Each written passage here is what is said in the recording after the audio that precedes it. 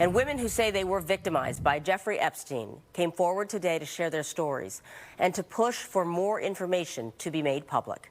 Survivors gathered on Capitol Hill today where they described being recruited as underage teenagers by Epstein and his girlfriend, Ghislane Maxwell.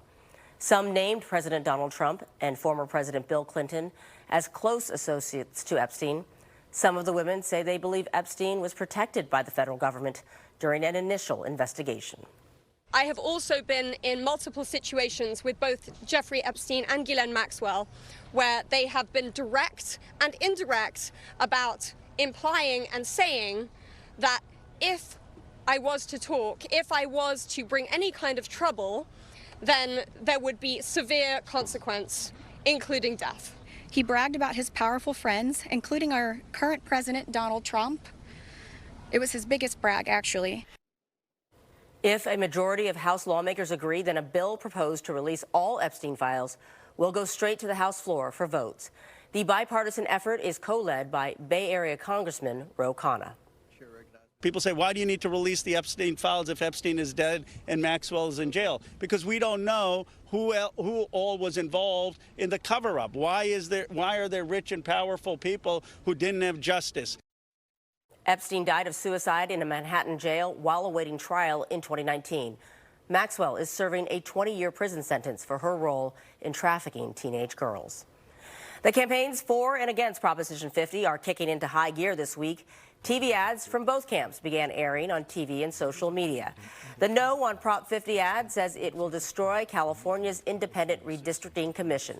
The yes on Prop 50 campaign warns of presidential abuse of power. Each side poised to spend millions to persuade voters.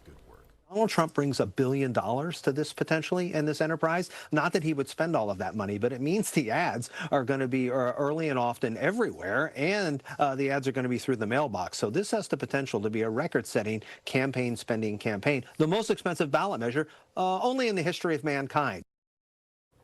A yes vote on Prop 50 would temporarily suspend the state's Independent Redistricting Commission and adopt a new congressional map to favor Democrats. A no vote would keep the congressional maps as they are. The voters will decide during a special election on November 4th. And California's largest federal immigration detention facility has reopened. The facility operates in Kern County and is run by contractor Core Civic. It houses more than 2,500 beds.